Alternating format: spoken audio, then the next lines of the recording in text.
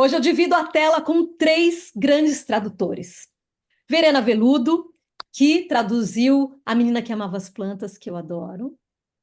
Hamilton Reis, que traduziu As Rãs de Moyan, também gosto muito desse livro. E Peg, que traduziu A Flores Matinais Colhidas ao Entardecer, de Li Xin, que também é um livro maravilhoso. Então, nós temos três grandes ases da tradução do chinês para o português, e eles estão aqui para dizer que tem um curso no qual você pode se inscrever, que é um curso de extensão oferecido pela PUC-Rio, de tradução do chinês para português.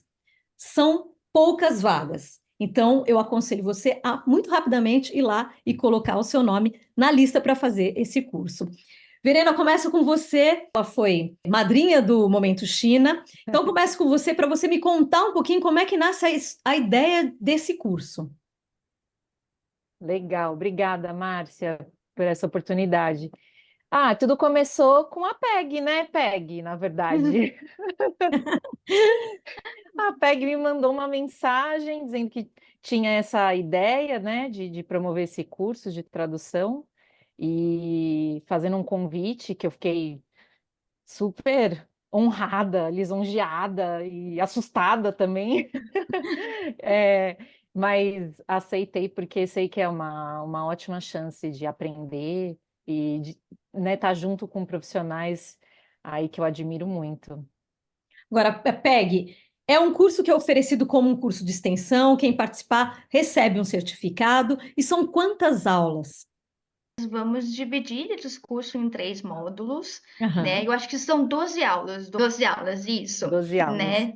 No formato de curso de extensão, e vamos dividir o curso em três módulos, que é a tradução de textos literários, tradução de textos não ficções, digamos assim, e depois nós temos, então, um módulo que vai tratar de cat tools, que são ferramentas que assistem os tradutores, né, nos seus trabalhos. Então, né, dividimos o curso assim em três momentos.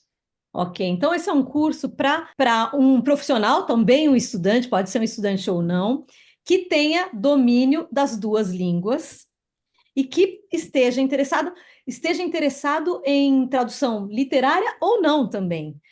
Hamilton, eu sempre tive essa curiosidade, esse interesse em saber se, além de tradução literária, que você faz belíssimamente, você também foi tradutor de textos não literários. Também, também. Textos jornalísticos, Sim. tanto lá na China como aqui no Brasil. E esse tipo de texto E também será tratado durante o curso. também, textos de difusão cultural, principalmente, e também textos empresariais. Então, a gente quis incluir no curso não só a literatura, mas também outros tipos de tradução que tem demanda no mercado também. E são dificuldades diferentes para os dois tipos de tradução. São dificuldades diferentes, são abordagens diferentes, né? E você tem que olhar o texto com olhos diferentes em cada uma dessas categorias. Ótimo. Verena, a gente fala de estudantes ou não da língua chinesa, né, aqui no Brasil, ou chineses que moram no Brasil têm domínios das duas línguas também. Mas aí eu queria saber se tem um pré-requisito para se inscrever. Que nível de chinês eu preciso ter? A gente conversou bastante sobre isso, né? E a gente achou que seria mais proveitoso se o aluno participante do curso tivesse aí um brasileiro, né? Não nativo de chinês, tivesse um nível de HSK3, ou equivalente, né? Em chinês. O HSK é o exame de proficiência em língua chinesa e reconhecido oficialmente, né? E para o participante que não é brasileiro, né, um chinês falante do português também, que ele tem o CELPE-BRAS, algum nível, né, pelo menos o intermediário, né, a gente tinha conversado para que possa ser proveitoso, né, para eles. Para os dois Isso. conhecedores das línguas aí, né? Então é Hum? HSK3 e para E o CELPE-BRAS intermediário. Ok. E a gente tem exercícios práticos durante esse curso, Peg. Como é que vai ser isso? Vocês vão ler as traduções que esses alunos vão fazer? Isso, vamos entregar para os alunos, né, exercícios com antecedência. O aluno tem até quinta-feira para nos entregar, né? Fazendo o exercício em casa, vamos sempre escolher certos trechos de textos que vamos trabalhar na aula, aí para o aluno ter a oportunidade de mexer o texto, traduzir um pouco para sentir a dificuldade junto conosco, e daí na sala de aula vamos discutir. Claro que não vamos ler todas as traduções. Vamos ler dos alunos e vamos elencar dificuldades, desafios relevantes, né, para cada tipo de texto, cada tipo de gênero textual. É. E vamos, né, traduzir e vamos também complementar com teorias da tradução, para dar esse apoio, suporte para os alunos entenderem, né, porque afinal de contas a tradução, você não tem uma resposta certa, né, não existe uma única tradução. Então, é bom a gente discutir essas traduções, ver as soluções e entender, sentir a dificuldade e a gente também poder ter mais consciência nas escolhas tradutórias. Ok. Eu me lembro que a Verena uma vez me contou a dificuldade que ela teve de traduzir os nomes das plantas, né? Da menina que amava as plantas. Peg, eu queria que você me contasse, Peg, você como chinesa que traduz do chinês para o português, alguma dificuldade que você teve que seja curiosa, pode ser no Flores Matinais ou pode ser em algum outro livro, que dê para a gente essa noção de para ela também é difícil. Eu acho que os desafios eles são mais quando você for traduzir para português e aí você pensar o peso que você vai dar, né, na língua de chegar, na cultura de chegar. Então, às vezes tem, por exemplo, um trecho original em chinês que já é culturalmente bastante conhecida. A referência cultural já é bastante conhecida. Você não precisaria explicar muito no texto original, mas quando você passa para o português, às vezes a referência fica muito nebulosa, ela fica, né? Ela fica ali, tipo, mas por que será? Então essas, para mim, isso eu sinto mais, né? Quando a referência cultural passando para português, você sente que você precisa explicar um pouquinho, ou então você precisa mais de apoio. Mas se você tem medo de interferir no texto que não é seu originalmente, né? Você tem medo de interferir, né, na obra, né, do autor de quem você está traduzindo. E aí essas negociações que você precisa fazer ao longo da tradução, para mim, eu sinto muito. Aí, e também jogo de palavras, que em chinês você tem, né, palavras com o mesmo som, né, e o autor está lá brincando com as palavras. Em português, como é que eu faço isso? Então, são essas, né, essas passagens para mim que eu sinto bastante. Eu acredito que a Verena e o Hamilton também devem sentir nessas passagens. Mas teve alguma coisa específica que você falou, não, isso daqui eu preciso colocar uma nota do tradutor, que eu amo. Já falei para vocês Eu que eu amo fiz. nota de tradutor, eu amo. Eu, Conta eu para mim. também, porque eu acho que nota de tradutor é a nossa voz ali, né, falando, né, é a presença dos tradutores. Eu acho que eu fiz no livro As Flores, né, Matinés Colhidas ao Entardecer, teve uma passagem que é jogo de palavras mesmo, com, é, com ovelha e com exército e essa entrada dos ocidentais na China, e aí você tinha lá Hum, um jogo de palavras, porque os chineses acreditavam muito, né? não Com a lembro. força linguística você conseguiria expulsar a força estrangeira e tudo. Daí tinha uma passagem assim que eu fiquei pensando, eu consigo fazer um jogo de palavras em português, mas eu precisaria explicar, porque não fica muito claro quando eu não tenho um chinês, eu leio somente em português, você não sente o jogo de palavras lá. Aí eu tive que, né, traduzir ali e depois colocar uma nota de rodapé. Olha, né, ovelha e uma palavra uma pejorativa usada naquela época tem o mesmo som, então, né, aqui se trata de um jogo de palavras. Então eu tive que fazer isso Ok. num dos capítulos. Às vezes é necessário. E você, Hamilton, tem algum caso que você se lembre que te deu muito trabalho para traduzir, porque era uma questão de uso de palavras ou uma questão de cultura? Nossa, tem muitos, na verdade. Tem muitos, mas agora eu não vou lembrar um um exemplo específico. Mas é isso, a gente fica sempre entre o preservar de alguma forma, ou recriar, tentar recriar aquilo de alguma forma em português, ou simplesmente abrir mão naquele pedaço, daquele recurso, para criar uma coisa nova no outro trecho, né? Que a gente, né? Onde o português vai dar essa possibilidade para a gente. A gente, para quem não sabe, a gente tem um vídeo com o Hamilton falando da tradução das rãs, que foi uma aula que ele deu na Universidade de São Paulo, no nosso curso de literatura. Então, vocês podem assistir. Verena, além das plantas, tem Legal. alguma coisa que te deu muito trabalho para traduzir, que você ficou assim, ligando para todos os amigos, fazendo mil pesquisas? Tem muitas também, assim como a Milton mencionou. Teve uma ontem. Uma palavra, Nossa. achei tão interessante. É uma palavra em chinês que se pronuncia Jiu-chan, e ela tem dois significados assim bem distintos para mim. E a autor usou num único parágrafo. E eu achei bem assim interessante. Então essa palavra ela pode significar emaranhar-se, enredar-se, envolver-se e também ela pode significar importunar, incomodar. Então no mesmo parágrafo ao autor ele usou essa mesma palavra nos dois sentidos. Bom, E eu fiquei, nossa, será que isso vale uma nota de tradução? Ainda não fiz, não fiz, porque eu fiquei, assim, a mente explodiu sim, naquela hora. Mas talvez valha, né? claro. Bom, para um estudante de chinês é super curioso entender que É. palavra é essa. E eu acho que o autor fez isso, obviamente, de propósito. Então, Sim, é tem bacana. vários, como os autores eles têm o pleno domínio ali do idioma, né? Então eles conseguem fazer essas brincadeiras. A dificuldade mesmo fica para a gente de como trazer isso para o português, e é sempre uma escolha, né? É sempre uma decisão que a gente precisa tomar. Então é difícil, né? Tomar decisões.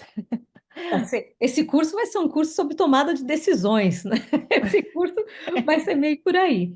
Muito bem, olha, eu vou fazer.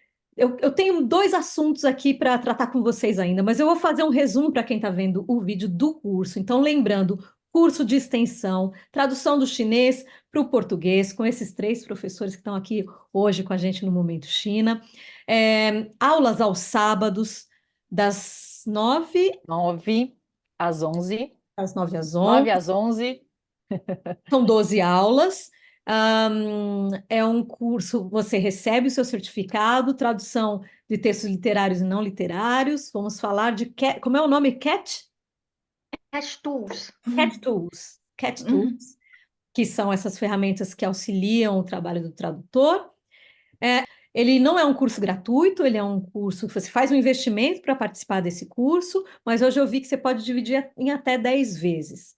Então, são 20 vagas, corra para se inscrever. Bom, voltando agora para corra para se inscrever, porque são É, 20 vagas, que como a Peg as falou, vagas são limitadas e aí já tem fila de espera. Vamos lá, pessoal. então corram para que a gente consiga ou ter uma nova versão do curso, ou eventualmente até abrir mais vagas para esse mesmo curso. A questão é que os exercícios serão lidos e discutidos, então não dá para ter um número muito grande de alunos. Agora, para encerrar a nossa conversa sobre tradução, que a gente fez para divulgar este curso, eu queria falar de dois mitos. O primeiro é assim, eu até sei o que vocês vão responder, mas eu quero falar sobre essa questão das ferramentas, da inteligência artificial. Isso leva muita gente desavisada a acreditar que o trabalho do tradutor não vai ser mais necessário. Queria que vocês rapidamente falassem um pouco sobre esse mito. Eu peço para o Hamilton começar, É. porque o Hamilton tem essa experiência na China, tem essa experiência no Brasil. Eu queria que ele começasse falando com a gente. Eu acho que, por mais que existam ferramentas tecnológicas, né, O olhar humano sempre vai ser necessário. As ferramentas até podem acelerar o processo em algum estágio, mas elas nunca vão entregar para você a tradução pronta. Sim. Você ainda vai precisar repassar frase por frase, palavra por palavra, cotejar os textos, justamente para você poder ver no original os recursos estilísticos, os recursos retóricos que foram usados e como é que você vai reproduzir aquilo na tradução, ou não, né? Ou não, exatamente. Ou não, mas de qualquer forma é isso, o olhar humano é sempre indispensável. A tradução automática ou a inteligência artificial, elas podem dar aquela ajuda, assim, né? Porque quando são muitas laudas, a gente tem que ter mais produtividade, né? Como acontece nas Cat Tools também, que tem uma parte de tradução automática. Mas não é tradução pronta, tá longe disso. O que Sim, é é. que vocês acham, colegas? É, A, a é a Verena acabou exatamente de usar isso. um exemplo, né? Duas palavras, a mesma É. palavra Isso. com duas possibilidades de significado. Tem uma escolha que é uma escolha humana, né? Uhum. Para ser feita.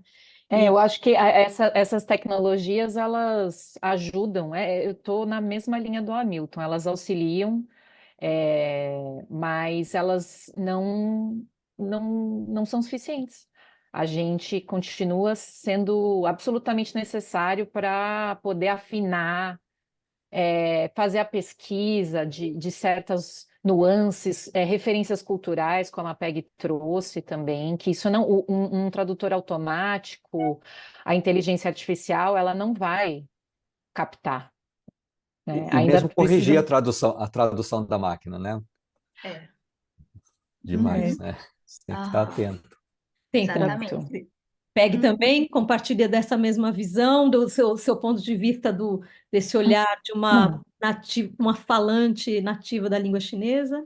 Sim, sim, porque existe realmente esse mito, né, de que a inteligência artificial ela vai passar a produzir uma tradução melhor do que a tradução humana, mas isso não é verdade, porque a inteligência artificial ainda não consegue identificar, por exemplo, que gênero textual é, se você não ensinar para ele, né, se você não treiná-la. E a inteligência artificial ainda não consegue, por exemplo, saber para qual destino esse texto será encaminhado. Então, ele não vai identificar a funcionalidade do texto. Então, muitas vezes, o que ele vai trabalhar? Ele vai trabalhar exclusivamente palavras. Mas o ser humano não, o ser humano vai entender para que cliente que eu estou entregando isso, né? Se esse texto é literário ou não, se esse texto deveria ser recriado para uma marketing local, estratégico no Brasil, ou então na China. Então, a máquina ainda não consegue visualizar, ou então, de repente, ter isso em mente. Então, ela só vai trabalhar palavras. Então, eu tenho um exemplo clássico. Eu peguei um texto para traduzir, para revisar, perdão, que eu nitidamente vejo que é de uma máquina, porque estava escrito não sei o que, maior empresa do país. Era uma apresentação de PowerPoint. E aí eu consigo entender que o original está escrito a maior empresa do país para o público brasileiro. Mas quando você vai traduzir isso para chinês, você não precisa, você não tem como traduzir a palavra país para país. Você tem que traduzir para o Brasil, que senão fica esquisito. Em chinês não faz nenhum sentido. Mas a máquina não Uhum. consegue perceber isso. A máquina só vai traduzir a palavra. Então, o olhar humano ainda é importante, né? Entender a função do texto, o gênero textual, para que serve aquilo, faz parte do trabalho do tradutor. Muito bacana. E agora vamos ao segundo mito, mito ou verdade. É verdade que a tradução do chinês para o português é uma das que é melhor pagas no Brasil? Sim ou não? A Acho que está Verena entre tá as contando melhores. dinheiro, ó, a Verena está. Acho que está entre as melhores, né? Por conta da demanda, por conta da dificuldade do idioma, né? De ser ainda um mercado muito pequeno, né? O mercado de tradutores ainda está em formação no Brasil, né? Tanto que a gente mal consegue atender muitas vezes a demanda que chega para a gente. E aí, Confirma, a Milton Hamilton também? Só Peg, é com assim? vocês? Exato. Também não é Mas, assim porque a gente não consegue pegar muito projeto de uma vez, né? sim. Verdade, verdade. Né? Exato. Uhum.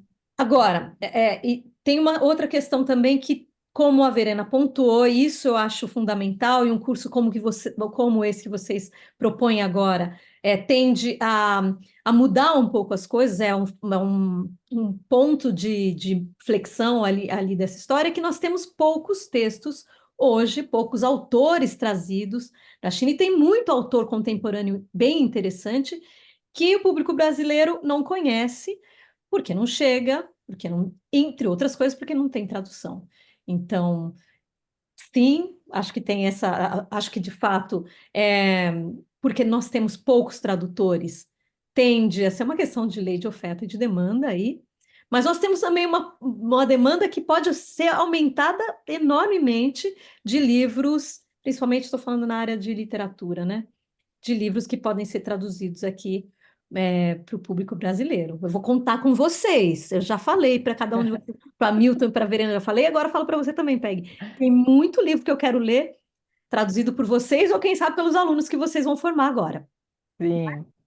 Então, bom, desejo sorte ao curso, vou acompanhar de longe ali, não sou uma tradutora, não tenho essa expectativa, mas adoraria fazer o curso de vocês, porque acho que que é muito gostoso conversar sobre língua com vocês. É. Lembro a todos que são vagas limitadas, então corra para o site, a gente vai colocar tanto aqui na descrição do vídeo, quanto no nosso link da bio. Muito obrigada, Milton, muito obrigada, Peg, muito obrigada, Verena. Até breve. Xexê, Depois vocês obrigada. contam, Obrigada. anotem todas as dificuldades, as coisas interessantes que aconteceram no curso, para voltar quando o curso acabar, tá bom? Legal, tá bom. Tá Grande bom. beijo Obrigado. para Obrigada. vocês.